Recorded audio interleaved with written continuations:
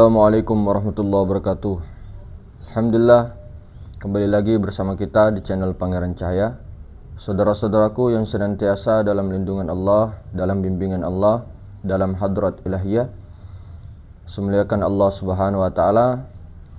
Jadi mungkin kita bertanya-tanya, apakah zikir-zikir ataupun amalan-amalan keseharian yang paling banyak dipakai oleh orang-orang yang telah wasil ilallah.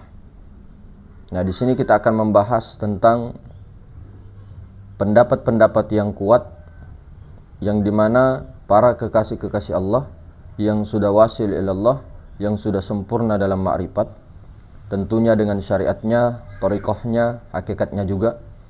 Maka apa zikir-zikir yang mereka langgengkan sampai ajalnya tiba? Jadi hadirin semulakan, kita mengetahui bahwa zikir yang terbaik adalah La ilaha illallah. Mengapa zikir yang terbaik adalah La ilaha illallah? Karena di zikir La ilaha illallah ini disebutkan adalah kunci dari segala apa-apa yang ada di muka bumi ini. Maka La ilaha illallah inilah penentu daripada seorang salik itu. Ketika dia memegang betul-betul, dia mendapatkan kuncinya betul-betul dan sampai kepada pintunya, lalu ia mampu membuka pintunya tersebut, lalu masuk ke dalam ruangan dan menemukan mutiara yang sangat berharga, maka disitulah yang dikatakan orang-orang yang telah berhasil dalam menaklukkan hawa nafsu itu sendiri. Hawa nafsu di sini adalah nafsu ananiyahnya itu. Karena seseorang jiwa-jiwa yang belum wasil, kita ketahui pasti jiwanya tidak pernah untuk bisa tenang dimanapun dia berada, baik itu dalam keadaan merasa senang, baik itu dalam keadaan riang gembira, dimanapun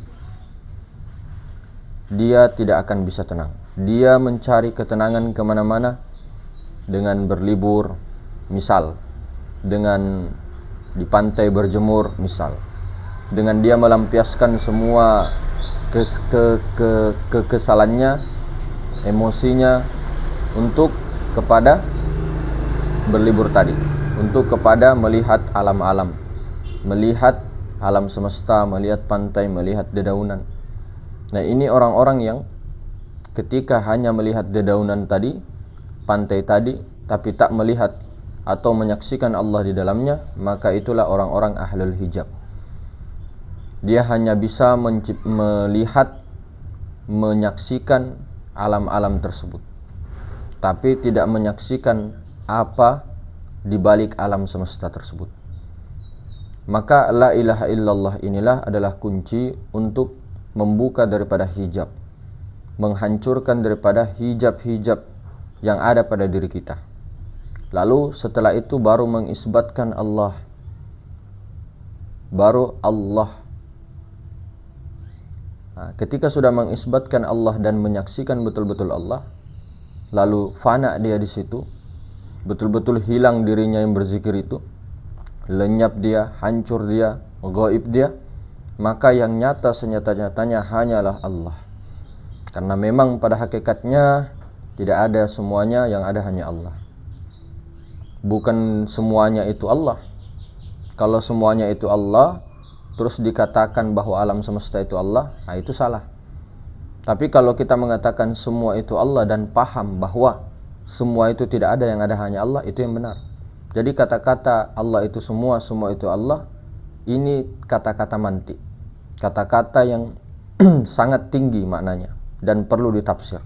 Karena kalau kita mengatakan semua itu Allah, lalu kita mengatakan alam semesta itu juga Allah, tanpa mengetahui bahwa yang sebenarnya Allah itu adalah zat yang maha suci, maka kita terjebak.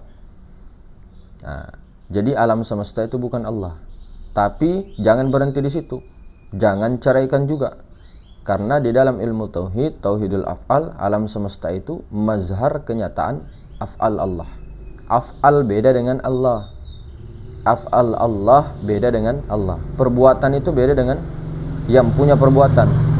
Tapi tidak lain karena siapa yang dibalik perbuatan itu, yang menyebabkan perbuatan itu ada. Itulah Allah. Contoh, perbuatan saya dengan perbuatan saya. Saya Rahmat. Perbuatan saya mengambil sesuatu. Nah, perbuatan ini nyata kepada si tangan mengambil sesuatu. Namun si tangan itu bukanlah Rahmat. Rahmat itu dibalik yang mengendalikan tangan. Tapi si tangan ini tidak berpisah dengan si Rahmat. Gerak dan diam. Tapi bukan si Rahmat. Namun jangan dipisahkan. Begitu juga dengan alam semesta. Alam semesta jangan dikatakan Allah. Karena memang bukan. Itu adalah ciptaan dalam bahasa syariatnya. Nah, jadi ketika orang-orang yang sudah menafikan semua alam-alam, menafikan bahkan dirinya dinafikan semua wujud-wujud kasar ini, majazi ini, khayali ini hancur lebur, lalu dia mengisbatkan Allah, maka disitulah zikir yang sebenar-benarnya zikir. Itulah yang dikatakan sadar sebenar-benarnya sadar, sehingga orang-orang sadar itulah yang dikatakan hatinya menjadi tenang. Ala bizikrillahi tatma'innul qulub. Ingatlah, kata Allah, dengan mengingat Allah hati akan menjadi tenang. Kenapa hati kita tidak menjadi tenang? Padahal kita ini zikirnya ribuan, zikirnya terus-terusan, tapi hati kita belum tenang. Karena itu tadi, salah sasaran, salah bidik. Kenapa salah bidik? Karena tidak tahu target yang disasarkan, tidak menyaksikan apa yang dizikirkan. Kita hanya fokus kepada zikir lafaz itu, lafaz zikir itu, bukan kepada yang punya zikir. Nah, disinilah kendala-kendala kita di dalam untuk bagaimana wasil ilallah. Maka sebenarnya di dalam perjalanan suluk, di dalam perjalanan salikin, pejuang spiritual yang sedang berjihad dalam nafs, jihadun nafs itu, mereka mempunyai zikir-zikir yang berbagai-bagai, metode-metode yang bermacam-macam. Ada yang zikirnya hu, ada yang zikirnya huwa, ada yang zikirnya ada yang zikirnya macam-macam. Ada juga Allah, ada juga la ilaha illallah. Macam-macam. Tapi ketika mereka para kekasih-kekasih Allah, setelah mereka wasil ilallah, maka dia yang melanggengkan itu daripada dirinya, istiqomah mesra itu adalah zikir Allah kemana-mana. Beda zikir Allahnya orang awam dengan orang khas, beda sekali, jauh sekali. Kalau zikir Allahnya orang awam itu biasanya hanya di lidah saja, sampai di lidah dan pikirannya. Kalau zikirnya orang khas itu menancap di kolbu. Tapi kalau khawasul khawas memang bukan hanya di kolbu, tapi seluruh apa yang dia lihat, bukan hanya memfokuskan kepada di bawah dua jari di bawah susu kiri saja, tapi apa yang dia lihat Allah semuanya. Bukan melihat alam semesta kemudian dia mengatakan Allah Allah Allah Allah alam semesta, enggak. Bukan ke situ pandangannya. Bukan kepada yang bentuk-bentuk, bukan kepada yang muhaddas, tapi kepada yang maha suci, yang meliputi segala sesuatu itu. Salah kita kalau kita mengatakan Allah Allah Allah lalu kita menyaksikan alam semesta. Salah, keliru kita. Kita harus tembus. Jadi zikirnya orang-orang yang khawas dengan khawasul khawas. Khawas itu tadi yang di dua jari di bawah susu kiri. Kemudian zikirnya khawasul khawas itu yang kemana-mana, mau dia menutup mata Allah, yang dirasa Allah, yang disadari Allah, melihat yang disadari Allah, rukuk dia yang disadari Allah, semuanya, baring dia, dalam duduk dia, sambil menyebut Allah dan tembus kepada sasaran Allah itu sendiri, tembus kepada yang punya Allah, tembus kepada yang bernama Allah itu, bukan kepada alam semesta lalu dia melihat Allah Allah Allah. Itu tidak salah. Itu tidak salah ketika kita mengatakan oh alam semesta ini dari Allah. Baru dia Allah Allah Allah. Tapi itu masih terhijab. Kenapa terhijab? Karena melihat alam. Nah, orang-orang pandangan wasil ini Orang-orang yang kekasih Allah itu tidak lagi melihat alam selama-lamanya di dalam hidupnya ketika sudah wasil ilallah. Dan zikirnya dilanggengkan itu kemana-mana, dalam pikirannya, dalam hatinya, dalam rasanya, dalam sadarnya. Allah, Allah, Allah, Allah, Allah. Kalaupun melihat alam, dia sudah sadar bahwa alam itu af'al. Meskipun dia mengatakan Allah, Allah, tapi dia tahu bahwa alam semesta itu, batang tubuhnya itu adalah af'al Allah. Melihat binatang, af'al Allah. Bergerak, burung, terbang, af'al Allah. Nah, dia itu terus senantiasa melihat dirinya bergerak, af'al Allah. Yang melihat pun bukan dia. Kesalahan kita selama ini ketika kita melihat yang maha suci itu, kita yang merasa melihat di situ, padahal Allah Ta'ala sendiri yang melihat dirinya. Begitu juga ketika kita fokus ke af'al, kita yang merasa melihat af'al Allah, padahal zat itu sendiri yang menyaksikan af'alnya. Kalau kita melihat maha suci, bukan kita, tapi sifat itu sendiri, Nur Muhammad itu sendiri yang melihat akan dirinya, zatnya yaitu maha suci. Sifat menyaksikan zat. Nah, begitulah yang dipakai oleh para wasilin. Jadi zikirnya itu biasa saja, tidak lagi berzikir-zikir ini, tidak lagi berzikir-zikir itu, tapi kebanyakan Allah. Karena di mana-mana seluruh umat manusia di seluruh dunia ketika menyebutnya Allah. Di mana-mana orang-orang yang mengaku pengikut Rasulullah, ya, di mana dia, di Greenland kah, di Amerika kah, pasti kalau ditanya siapa Tuhan? Allah. Allah. Jarang itu siapa Tuhan? Ar-Rahman. Siapa Tuhanmu? Al-Malik. Siapa Tuhanmu? Al-Quddus. Jarang. Pasti ketika ditanya siapa Tuhan? Allah. Nah, orang-orang inilah yang wasil ilallah, dia melanggengkan Allah. Karena nama Allah ini sangat keramat. Sangat-sangat keramat. Dari lafadznya juga sangat-sangat keramat. Tidak ada juga di dalam alam raya maya pada ini yang bernama Allah selain daripada Allah itu sendiri. Tidak ada manusia yang berani memberikan nama anaknya itu Allah, kecuali orang gila. Itu saja. Kalau ada kita menamakan nama kita seperti itu berarti kita gila.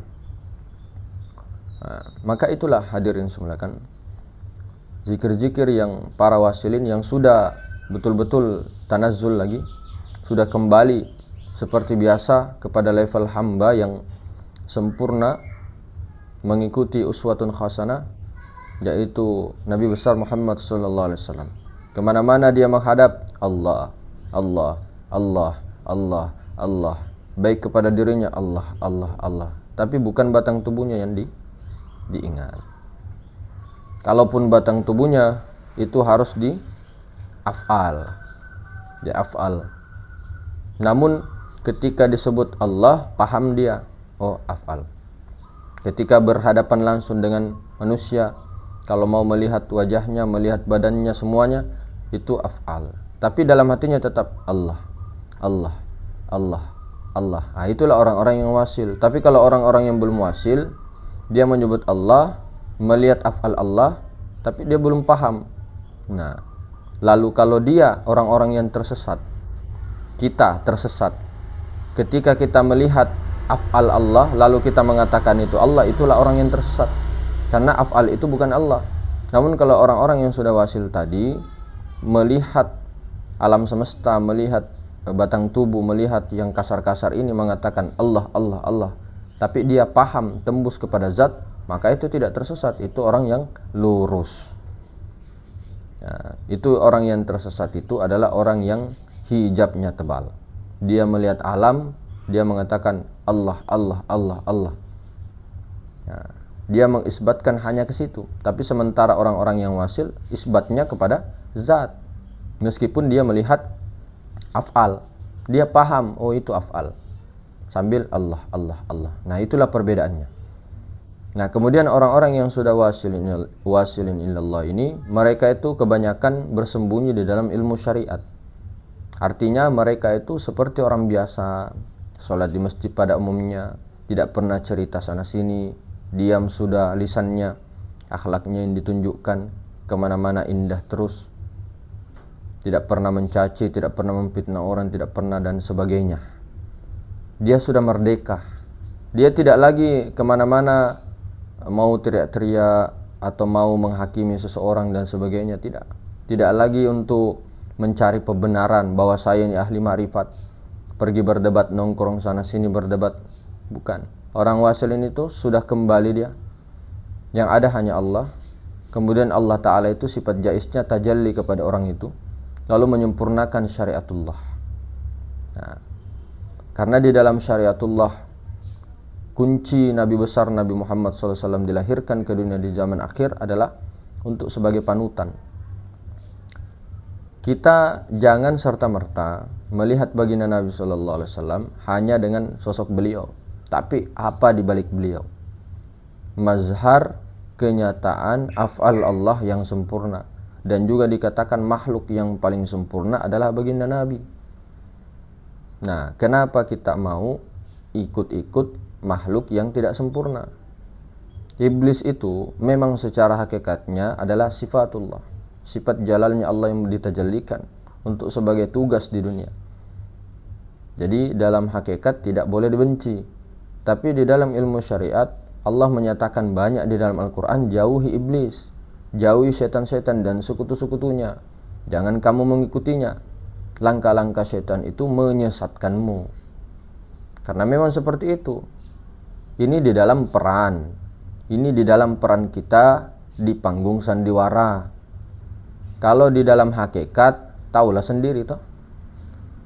Nah, cuma terkadang kalam-kalam hakikat ini banyak diperdebatkan, karena kita sehari-hari selalu membicarakan itu di tempat yang tidak pas, apalagi orang-orang yang tidak mengerti tentang itu. Lalu kita kekeh ingin memperjuangkan itu kepada orang-orang yang buta mata hatinya.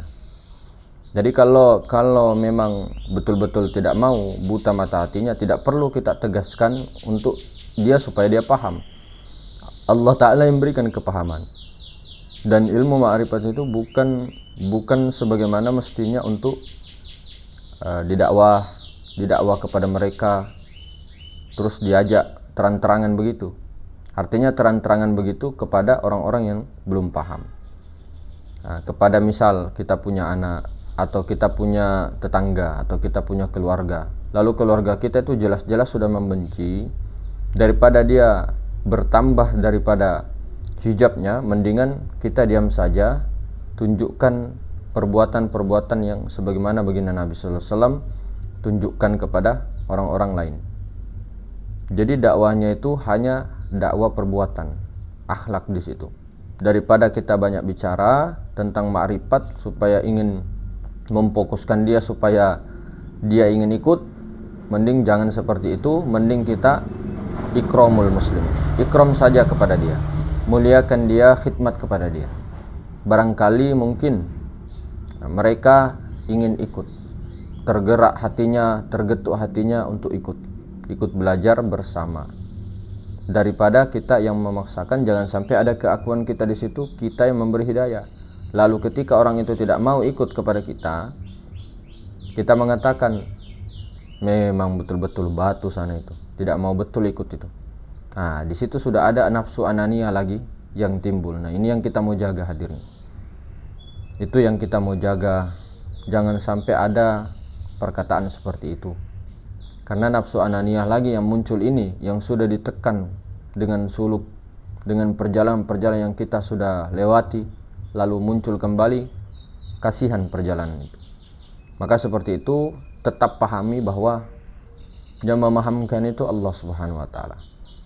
Meskipun kita tidak terlalu banyak bicara, pandanglah dengan pandangan Allah, dengan pandangan kasih sayang Allah. Itu biasanya hatinya dulu. Kasih dia perbuatan-perbuatan yang memang dia sukai. Kalau dia memusuhi kita, jangan kembali musuhi. Kalau bisa, kalau tidak kuat kita untuk memberikan dia kebaikan kepada dia, diam saja daripada membalas kejahatannya, membalas caci makinya. Itu tidak baik. jelas dilarang oleh Allah Subhanahu wa taala. Jadi cukup berdiam saja kalau tidak mampu untuk membalas, daripada berdebat yang tidak menyelesaikan masalah. Jadi mending diam atau pergi dari situ. Ya, cukup begitu saja hadirin. Jadi itulah tadi kesimpulannya zikir-zikir yang telah orang-orang kebanyakan wasilin yang memakainya, melanggengkannya secara istiqomah. Ya, seperti itu. Kita pamit undur diri. Assalamualaikum warahmatullahi wabarakatuh.